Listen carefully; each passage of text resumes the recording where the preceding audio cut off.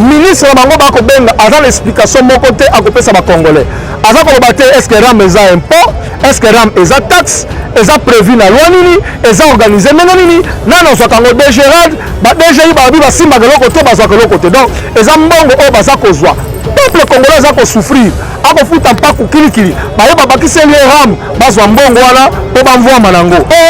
ningo bila ole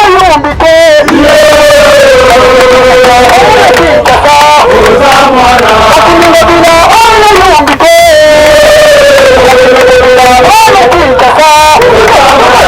pasi toza komona ezali parce que Chilombo nde baponaki ye na Kagame na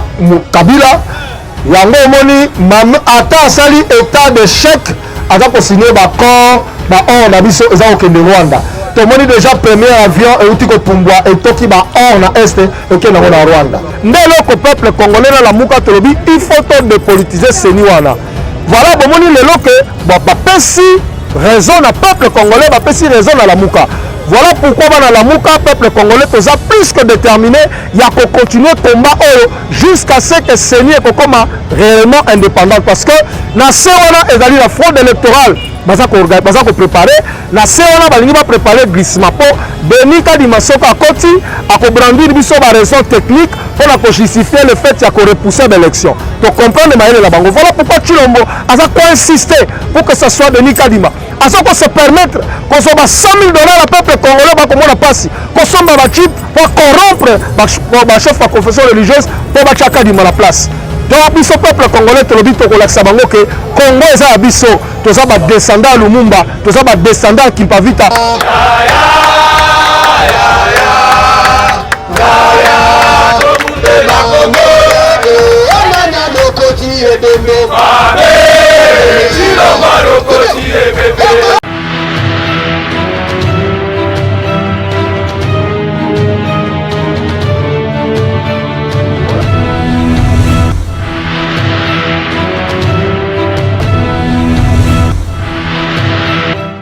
lelo d'abord ezali likambo ya meeting ya le 9 na Thérèse Sainte-Thérèse. Je crois boyoki to soli na bana Congo to bandaki Pascal to komi na quartier 3 to kita mapela to kende njili to kende mpasa to solo na peuple congolais. Peuple azali prêt pour na koya koyoka le président élu Martin Fayulu Madidi dans le coordonnateur en exercice Adolphe Muzitu ya Lamuka pour na koyebisa biso makambo nini eza kotambola na mboka mais makambo abe shole alobi epesi lelo Lamuka raison epesi Fayulu raison epesi Muzitu raison epesi ba congolais raison o baza koloba ke seni il faut la dépolitiser pour shole alobi clairement ke baki koyebisa bango ke candidat wana oza kotanga kombo azali candidat ya chef na bango bapesi jeep bapesi $100 000 po bazwa ye ba imposer na nko ndelo ko peuple congolais na Lamuka tolobi il faut to dépolitiser seni wana. Voilà bomoni lelo ke bapesi raison na peuple congolais bapesi raison na Lamuka. Voilà pourquoi dans la Mouka, peuple congolais, tout ça plus que déterminé, il y a qu'on continue le combat jusqu'à ce que Seigneur soit réellement indépendant. Parce que dans ce moment-là, il y a la fraude électorale. Baza ko préparer na seona balingi ba préparer glissement pour Benika di Masoko à Koti à ko brandir biso ba raison technique pour la justifier le fait qu'il y a ko repousser l'élection. Donc comprendre maïle la bango. Voilà pourquoi Chilombo a quoi insister pour que ça soit Benika Dima. À ce qu'on se permettre qu'on soit $100 000 à peuple congolais ba comme on a passé. Qu'on soit ba chip pour corrompre ba chef de confession religieuse pour ba chaka Dima la place. Donc biso peuple congolais te lobi to ko laksa bango ke Congo eza biso to za ba descendant Lumumba to za ba descendant Kimpavita to ko bundela mboka na biso bande ko na biso ba kufa ba sopa makira na bango pour la démocratie na mboka oyo biso to ko continuer pour véritable démocratie et monana parce que soki na Congo tozali ko continuer ko zwa ba konzi oyo ba ko uta mosika oyo peuple aponité peuple a ko continuer ko nyokwama Chilombo bo continuer uta na Rwanda na Kabila ye wana akoteka mboka ye wana ba avion déjà bandi ko pumba ko mema or na kati ya Kigali kuna po ba rafiner kuna asine ba kor na Uganda na Rwanda na Burundi po ba exploiter ba minerais na biso alors que biso moko ato kufanza to la misala te. Donc conséquence, il y a illégitimité, source ya pouvoir na ye aza ko servir yango. Yango biso to lobi peuple a lobi source ya pouvoir fait à la peuple pour ba konji ba servir peuple. Donc le 9 donc on a na stade na place Sainte-Thérèse pour to ka ba konji na biso na za ko bisa ba na Congo surprise kozala. Le président élu Martin Fayulu Madidi na le coordonnateur en exercice Adolphe Muzitu babombeli bana Congo surprise monene kozala mais tolobi boye eza défi o basali et pas la muka bakoloba non est-ce que tokotala soki s'intéresse kotonda likambo ya popularité ezaka sous démontré te mais bana Tchangu bana Congo bana Kinshasa balobi bakolakisa bango ke ezaka lisusu 62% te et comme 98%. Donc rendez-vous le 9 na Sainte-Thérèse pour na koyoka message spécial ya mokonzi mboka le président élu Martin Fayulu Madidi na le coordonnateur Adolphe Muzitu ezali eloko esalema na bureau ya Chilombo la présidence na ye ya Moïbi esalema kuna balambi yango kuna bamemi yango bakotisi yango mpo appauvrir bacongolais ministre na bango bakobenga aza na explication moko te akopesa bacongolais aza koloba te est-ce que ram eza impôt est-ce que ram eza taxe eza prévu na loi nini eza organisé mena nini nana ozwaka yango DGRAD badgi balobi basimbaka eloko te bazwaka eloko te donc eza mbongo oyo baza kozwa peuple congolais aza kosouffrir akofuta mpaku kilikili bayeba bakiseli ram bazwa mbongo wana mpo bamvwama nango ezali une véritable escroquerie montée par l'UDPS bamemi yango mpona koyeba kozwa mbongo ya bacongolais donc emonani nango makambo wana nyonso fo esilikisa bacongolais balinga ete baélection ya malamu esalema bakonzi oyo bango bakopona bakama mboka mpo bakonzi wana bakipe mpe bachange vie na bango. Rendez-vous le 9 octobre. Déjà à partir de 12h, le président élu Martin Fayulu Madidi, le coordonnateur Adolphe Muzitu bakozala déjà na terrain à Sainte-Thérèse. Bana Congo déjà, biso tokola la wana po photo matsa podium, tout ça boki déjà ngobila zui makale kale. Donc eloko osala ezate tokozala wana toko s'organiser. Donc rendez-vous le 9 na grand meeting de vérité. Toi koyoka le président élu Martin Fayulu Madidi, là le coordonnateur Adolphe Muzitu, bazala malobo bakobisa ba congolais pour te préparer l'activité sous sa minene oza koya na sima. Nzambe ya pambola bana Congo ingeta.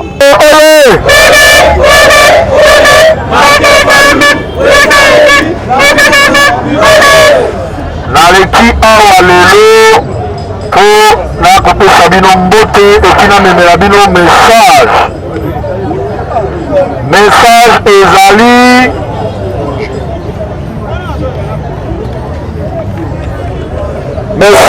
ezali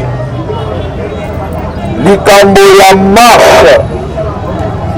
et likambo ya meeting oza motu ya meeting le 9 na Sainte-Thérèse.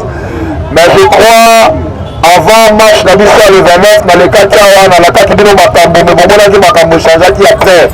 nalingi napesa bino explication moke bongo tolobela likambo ya meeting eza boye te boyebi ke le 29 efalaki tozala na marche ngobila adéclaraki Tchangu zone rouge biso tosali conférence le 27 toyebisi ye mpo na biso zone rouge ezali te tomaintenir marche na biso le 29 boye te ngobila tindi mokanda mbango alobi tokende tokutana tosolola ntango tokeli kuna ngobila abondeli biso alobi ezali na makambo ya sécurité eza na kati na ville bayebisi ye ke bastation ekotumbama bandako ekotumbama bayebisi ye mpe ke milisi ya UDPS basorganize na bamachete mpo baatake le président élu na coordonnateur Adolphe Muzitu eyebisi ye tolobi biso toyebi makambo wana ya liboso tolingi zone rouge te ntango ekozala zone rouge te na boyende ngobila alobi zone rouge ezali te tobi po tondimaka zone rouge ezali te il faut tosala activité moko na Tchangu le 9 tosala meeting alobi bosala meeting boye te alors abondeli biso alobi mpona makambo nalobi ya sécurité lelo tozali le 28 na butu nakokoka kosécurize makambo wana te le 29 bopona date mosusu bokosala marche na bino eza boye te toponaki date ya le 16 tokosala marche matolobela likambo ya le 9 nasi bolandi ndenge auti kokoma mokanda lobi je crois nani arranger auti koloba ngo awa marche ezali confirmé le 9 mais nalingi bangala moka boyeba ete ezali nde défi basali biso ntango bapesi biso marche wana balobi tokotala soki Fayulu na Muzitu bakotondisa Sainte-Thérèse tokotondisa te nazoka bino te tokotondisa te tokola kolekisa bango ete na 2018 ezalaki 62%, mais lelo ekoma 98%. Chilombo asali eloko moko, bato nyonso bazali na nsima ya Martin Fayulu Madidi. Donc ezali defi bapesi biso bana lamuka bayebisi Ngobila botika bango basala meeting na bango na Sainte-Thérèse, mais tokotala soki Sainte-Thérèse ekotonda. Ngai nazotuna bino bana changu, naza na changu te, nazotuna bino bana changu, Sainte-Thérèse ekotonda te, ekotonda te, ekotonda te. Donc le 9 ezala mobiliser biso nyonso, tokotambola malembe tina Sainte-Thérèse, toyoka makambo nini oyo mokonzi ya mboka Martin Fayulu Madidi na le coordinateur Adolphe Mosutu bazala moko na biso. Eza boye te, naza koannonce na bana changu eza na surprise moko oyo bakonzi na biso mibale babombeli biso na Sainte-Thérèse. Eza na surprise moko monene kozala na Sainte-Thérèse mokolo wana, nalingi yo vivre yango en live. Eza boye te, yo ozali résistant, yo ozali o mwana mboka, oza na foi mpo na kobundela mboka. Kota lelo soki euti awa beta lisolo ya meeting, yebisa bato bakenda meeting, toyoka sango ya mboka, toyoka ndenge nini makambo ya mboka eza kokende, mpo totala ndenge nini toyeba kolibere mboka na biso. Eza boye te, omoni ngai makambo oyo aseni lelo bato bakomi kopesa lamuka raison, bapesi Martin Fayulu Madidi raison, bapesi Adolphe Mosutu raison. Boyoki badéclaration oyo abeso nauti kosala sikoyo, boyoki yango, eske pesi bino kanda te? Nayebisa bino abesole apanzi liboke, bapose question balobi mekola nini bino bokotelemela Denis Kadima. Abesole alobi candidature ya Denis Kadima ntango oyaki tozalaki na bamenace makasi, tozalaki na baintimidation. Chilombo ayebisi bato na ya présidence bamenace baconfession religieuse ezala kaka Kadima, soki ye te eza moyen te. Yango omonaki le 23 juillet bango nyonso le 8 confession religieuse basalaki conférence de presse balobi ete baza komenase biso tokona kaka motu moko na bato ya présidence. Bolandaki to bolandaki te? Abeso nauti koloba ngo lisusu sikoyo alobi ya mibale candidature wana toza koboya yango parce que ezalaki accompagné na corruption. Baye koyebisa bango no Kadima c'est le candidat du chef, 100 000 dollars eza wana na jipe bofwa bongo bolekisa ye. Banganga nzambe ya katoliko na bapaster ya protestant babi biso tozaka mbongo masumu.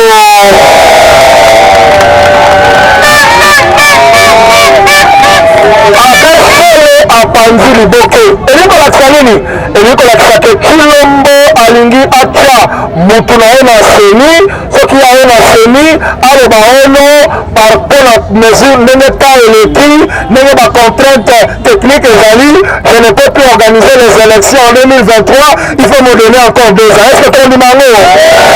Tokondima yango?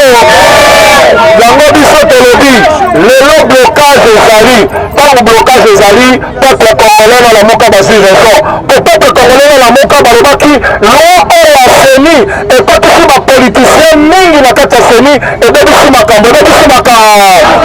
oyo yangola bapoliticien na seni, totika bato ya société civile mpo seni ezala libre. Bandimaki te lelo toza eza blocage likolo ya boyoka pe peuple, boyoka lamuka soki basalaki makambo biso tolobaki me na makambo ya seni oyo ezosila nango kala mpo baconfession religieuse nyonso balinga kozanga delege na bango. Estce balinga baoyela mpo batina motu moko? Estce kino balinga korompe bawisi delege wana nyonso? Lelo moto azali kosala blocage na seni ezali monsieur Chilombo mpo alingi aimpose candidat na ye Denis Kadima. Na biso tokozala na balabala mpo toloba boye Denis Kadima toza na posa na ye, biso tolingi ne seni ezala depolitise, ezala depoli wana nyonso manevre ezali mpo basala glissement. Yango biso tokoloba glissement eza wana nyonso ezali mpo basala fraude électorale na 2023. Biso bana Congo bana lamuka tobi fraude électorale eza le 9 mokonzi ya mboka Martin Fayulu Madidi na le coordonnateur Adolphe Mozitu bakosolola na bino peuple bakoyebisa bino so makambo ya mozindo barevelation eza ebele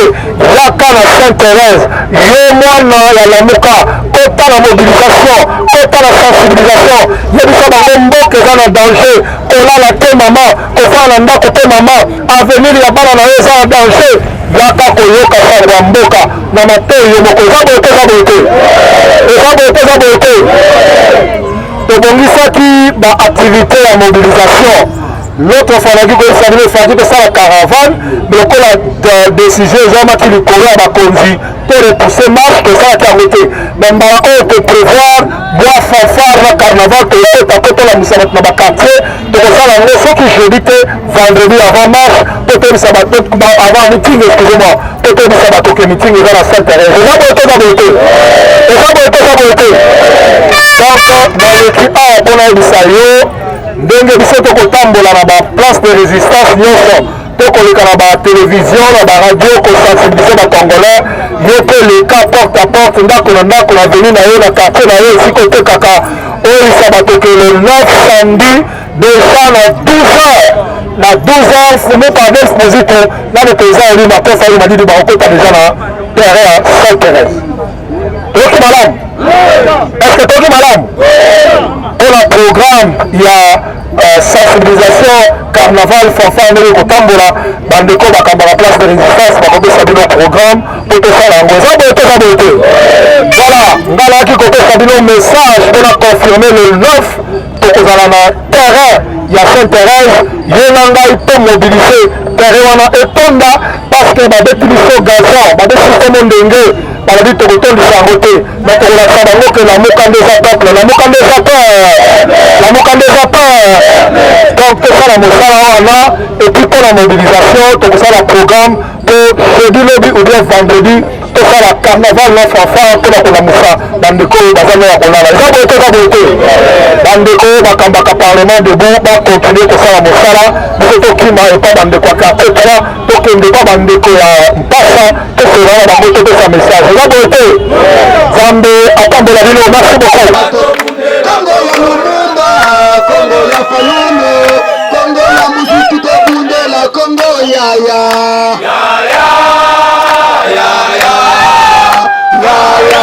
tobundela Kongo yaya oh Kongo ya Malenga, Kongo ya Fayulu, Kongo ya Mozitu tobundela Kongo yaya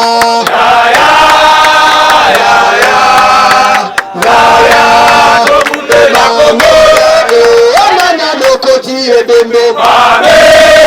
Chilomba lokoti ebembe Mame Chilomba lokoti ebembe Namalile ya mare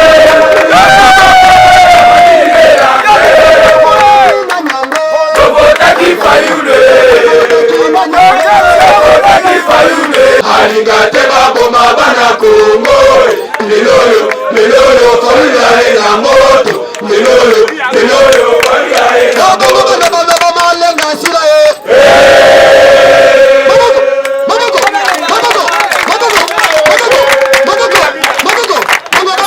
Malenga sila Asilate yake mobembo na poto Asilate yake mobembo na poto Lelo ale kozonga na Kinshasa Esengo s'il vous plaît totika distraction tolanda awa bana Lamuka oye bana le président élu Martin Fayulu Madidi oye bana le coordonnateur Adolphe Mozitu oye Lamuka ne tombera jamais Lamuka ne tombera jamais Lamuka ne tombera jamais Robi toko céder la provocation te eza boye te na ye na tongo awa na lombango mokonzi ya mboka le président élu Martin Fayulu Madidi na le coordonnateur Adolphe Mozitu batindi ngai nakopase message ezali pour na meeting ya le 9 na Sainte Thérèse bolandi lobi citoyen Ngobila akomeli biso mokanda alobi bana lamuka bosala meeting na bino na Sainte-Thérèse kasi bogarde distanciation sociale pe botika Sainte-Thérèse ezala propre. Mais na nsima nango toyoki balobi bakineli biso yango balobi topesi bango autorisation mais tokotala soki Sainte-Thérèse ekotonda.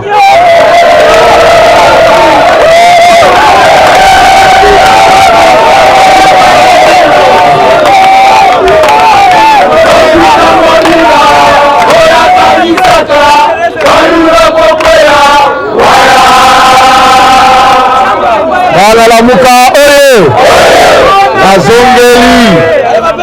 nazongeli balobi o bato bazalaki na fayilu na muzito bakenda na boyi bango ta bango nde bazalaki komobilize ngobila sundola bango Sainte-Thérèse tika bango kosala eloko te totala soki Sainte-Thérèse ekotonda. Sikoyo ngai nazali na changu mpo naza mwana changu eza boye te. Nazali na masina mpo naza mwana masina eza boye te. Sikoyo natuni bana changu Sainte-Thérèse le 9 ekotonda to ekotonda te.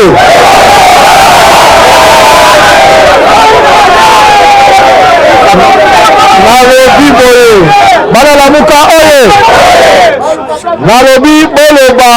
ngobila na Chilombo na bato ya inosalite bayoka bana changu oye bana changu oye natuna bino motuna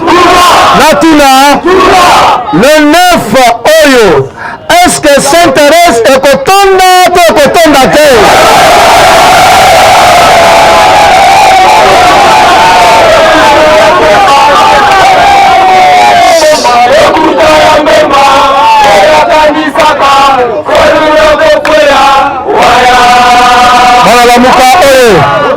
Bana lamuka oye voilà défi bapesi peuple, voilà défi bapesi yo na ngai. Défi wana ezali défi ya fayilu te ezali défi ya muzitu te mais eza défi na biso peuple oyo toponaki fa oyo tovota fa tolakisa bango ke ti lelo tozalaka na kanda ndenge tovotai na se ya mbula bino bozwa moto soki bozwa wapi botyai na place na ye na Sainte-Thérèse tokokende mpo tolakisa bino ke lamuka eza peuple e peuple aza na fayulu peuple aza na muzitu eza boye te eza boye te eza boye te eza boye te bana lamuka oye. Donc le 9 likambo na yeli awa eza likambo ya le 9 tosala mobilisation Sainte-Thérèse il faut etonda tolakisa bango ke lamuka eza peuple eza boye te eza boye te. Oyoki makambo ya mboka ndenge eza kokende soki oza mwana Kongo olingaka mboka ekosala yo esengo moko oyoki makambo abe shole auti koloba abe shole apanzi liboki yango malamu malamu eske bolandi yango yokana yebisa bino abe shole batuni ye balobi me bino bokokanga makambo ya seni bokangi makambo ya seni balobi boboyi Denis Kadima boboyi mpona nini. Abe shole alobi toboyi mpona kambomi toboyi mpona bakambomi ya liboso tango candidature pardon ya Denis Kadima eye presso ebandi na présidence ya Chilombo atindi baconseiller na ye na baministre na ye batya bamenace chef ya confession religieuse bazwa kaka Denis Kadima batya ye kuna balobi ya kananga na Chikapa partout Lubumbashi bakolela faulu na mai na miso boyoki yango te mokolo wana nayembelaki bino nzembo oyo bandeko ya mujimai batindaki boyokaki yango te botika bango balanda mateya bakobongola mote kuna bazwi eloko motema na bango ekome pafa botika bango bayoka mateya babongola motema eza boye te. Voilà nazali koloba likambo ya seni il faut pesa yo kanda le 9 tokozala na Sainte-Thérèse tokoyoka makambo nini oyo le président élu na Adolphe Muzitu bakobisa biso mpona makambo oyo shole alobi ya mibale babengi bango balobi Denis Kadima c'est le candidat du chef Jeep eza wana libanda $100,000 yango oyo bonsoir bole kisaye ba sango ya katoliko na ba pasteur ya SSC balobi biso tokolia mbonga masumu Dodo Kamba na ba oyo ya ye wana oyo po Dodo Kamba Chilombo nda asalaki akoma président RSC Dodo Kamba bango bazwi ba jeep na ba $100,000 na bango batie na po bazwi tomba kadima bamemi na mo ba catholique mpe na ba protestant balobi kadima akoleka po candidat oyo toyebi kaza candidat ya Chilombo balingi bacorrompre biso na ba $100,000 na ba jeep balingi to baimposer biso na makasi soki tondimi ye seke totrahir peuple corps Martin Fayulu Madidi aigle Tcharano aigle ayebisaki bango déjà amuka ayebisaki bango déjà bien avant alobi ke likambo ya seni eza likambo ya loi organique mobeko oyo eza koorganize seni nde politize seni alors mais lokola molimo mosantu mpe azalaka aza malamu lokola nzambe mpe aza nzambe ya bacongolais akoti na motema basango ya église catholique akoti na motema ya bapaster ya SSC babeti club oyo balobi Denis Kamema koleka sikoyo biso peuple congolais biso bayelamuka tokozala na balabala mpo toyebisa bango biso peuple tolingi seni wana bato ya Chilombo bato ya Kabila oyo baza kuna basala nini boyebi ke citoyen Mboso azwaki courage ya kotindela le président élu Martin Fayulu Madidi na le coordonnateur Abel Smuzito alobi botindela biso kombo ya badelige na bino na seni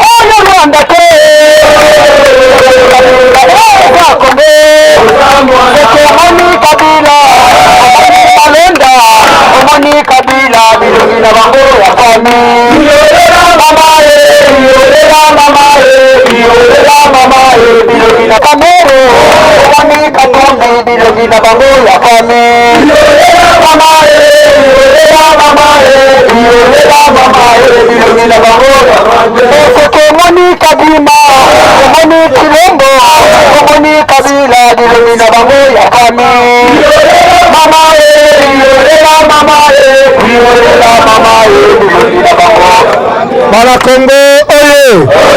oyoki bosoto oyo Chilombo alinga kotisela biso akanisi biso bakongolais toye baumbu na ye bazobi biso na 2018 ya mbala oyo tokolakisa bango ete mokonzi oyo akokamba Kongo eza oyo bana Kongo basali nini baponi eza boye te pasi toza komona ezali parce que Chilombo nde baponaki ye na Kagame na Kabila yango omoni ata asali état de chèque aza kosigner baccord baor na biso eza kokende Rwanda tomoni déjà premier avion euti kopumbwa etoki baor na este ekende yango na Rwanda aza kokipe bango mpo akanisi ke bango bakosoutenir ye lisusu mpo atikala na pouvoir tokolakisa ye Chilombo na Kabila na Kagame na bamindelo baza kosoutenir bango ke biso toza bana kimbango toza bana kimpavita biso nde bakolo Kongo moko eza ya biso bakokontinue kozoba biso te eza boye te mpona nini baor na biso kolongwa ekende Kigali bakende korafina yango kuna epesa barwandais misala biso moko na Kongo misala eza est-ce que eza normal nyonso wana ezali mpona nini ezali mpo te aza mokonzi oyo awuti na peuple aza koservir moto atiaki ye na bokonzi po soki nde peuple atio na bokonzi okosala nyonso mpo peuple aza na esengo eza boye te le 9 biso nyonso na Sainte-Thérèse à partir déjà il y a 10 heures le président élu Martin Fayulu Madidi na le coordonnateur Adolphe Muzitu bakozala déjà na Sainte-Thérèse biso fo tozala wana avant po tozela bango eza boye te bana ntango boyoka nazoyebisa bino surprise moko kozala le 9 surprise moko kozala na Sainte-Thérèse ngai nazalaka esika nzungu elambamaka bozolanda te nayebi surprise ekozala te soki nalobi surprise ekozala surprise te le président élu na le coordonnateur Adolphe Muzitu babombeli bino mama na surprise le 9 na Sainte-Thérèse bokomona bino mokoza boete na sikoyo makambo biso tokosala lokola citoyen Ngobila totie makale kale tokotie makale atiki terrain sikoyo tolakisa eke biso toleki Lionel Messi toleki Ronaldo de seki nani toleki Ronaldinho toza biso nde 62% eza boete mpo ndenge eza wana eza défi atikeli biso terrain alobi terrain yango oyo bale yango oyo botya tokotya babi tokotya te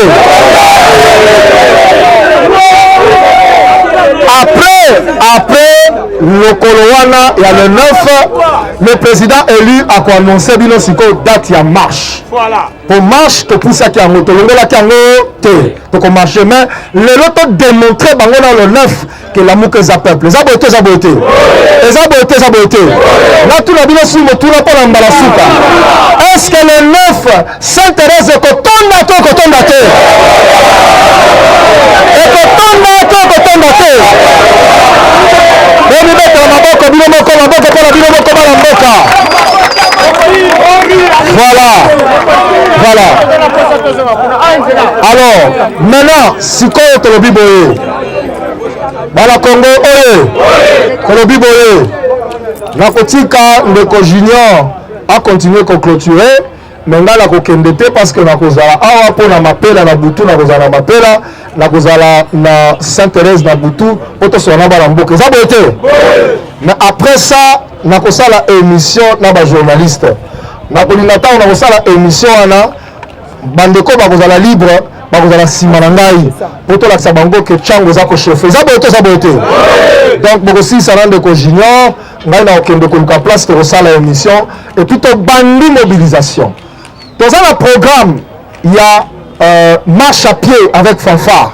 tokokota ndenge tosalaka mpo tomobilize bandeko mosusu baza kolala eza boye te eza boye te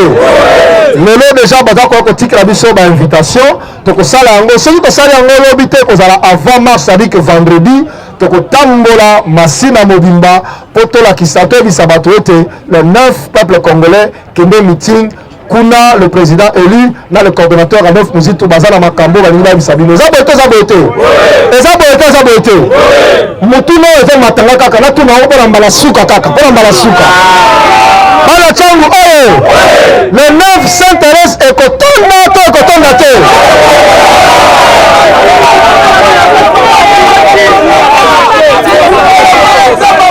ok likambo ya kobima na balabala nayebisaki bino deja likambo wana omoni soki ozosala politique fo ozala na stratégie nayebisa bino ke tosali reprise stratégique Ngobila tozwi ye to tozwi ye te est-ce que biso tokosala meeting le 9 na Tchango eza sous zone rouge eza sous zone rouge tozwi ye to tozwi ye te ndenge tokozwa ye na marche tokosala akoya akoencadre marche tokolakisaki biso toya populaire ndenge mpe tokolongwa tokozonga kuna toza kobunda tokozonga na minute toza na mabongisi ya marche mabongisi ya meeting pardon le 9 tokotala makambo na biso tokofanda te tokobima bandeko Pascal bamonaka mpe makambo bino oza komona bakotisa bango na kati mais lelo baza wapi donc tokobima eza bitumba tokobima toza konégocier toza kosola na bango tobima parce que bayebi ke baza na choix mosusu te fo batika biso tobima eza boye te eza boye te mais na minute tose concentre likambo nano ya meeting ya le 9 tomobilize mpona meeting ya le 9 au moment venu tokobima na balabala parce que toza bana Congo moto moko akobangisa biso merci beaucoup bana le président élu Martin Fayulu